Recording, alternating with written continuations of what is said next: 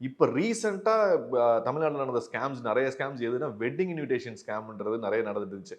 என்னன்னா, ஹாய் நம்ம school குரூப்லேருந்து college குரூப்லேருந்து ஒரு நம்பர் வாங்கினேன்.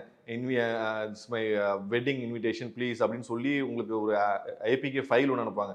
இல்லை வந்து ஒரு இமேஜ் ஒன்று அனுப்புவாங்க. நீங்க நம்ம நார்மலா நம்ம என்ன நினைப்போம் அப்படின்னா, ஓகே ஏதோ யாரோ பழைய எங்கேயோ ஃப்ரெண்டு போல. ஏதோ நெட்வொர்க் எங்கேயோ புடிச்சு நமக்கு வந்து தே ஹேவ் சென்ட் சம்திங்னு ஓப்பன் கண்டிப்பா பண்ணுவீங்க. ஸோ அந்த அட்டாக்கரோட அப்ஜெக்டிவே அதுதான். உங்கள ஏதாவது ஒண்ணு சொல்லி, உங்கள வந்து அட்ராக்ட் பண்ற மாரி ஏதாவது ஒண்ணு சொல்லி அத கிளிக் பண்ணி உங்கள ஓப்பன் பண்ண வச்சிரணும்.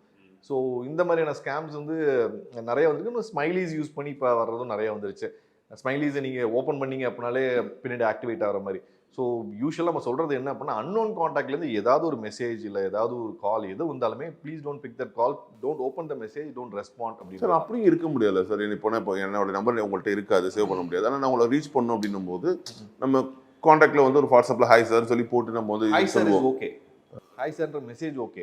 பட் ஹாய் சார்னு அனுப்பிச்சுனா ஒரு 4 இமேஜ் அனுப்பிச்சேன் அப்படின்னா டோன்ட் ஓப்பன் தட்.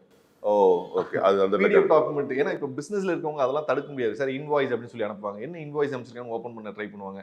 இல்ல வந்து எக்ஸல் ஷீட் ஏதாவது ஒன்று அனுப்புவாங்க. அந்த மாதிரி அன்னோன் கான்டாக்ட்ல இருந்து அட்டாச்மெண்ட்ஸ் வந்துச்சு அப்படின்னா கொஞ்சம் கேர்ஃபுல்லா இருக்கணும் நம்ம.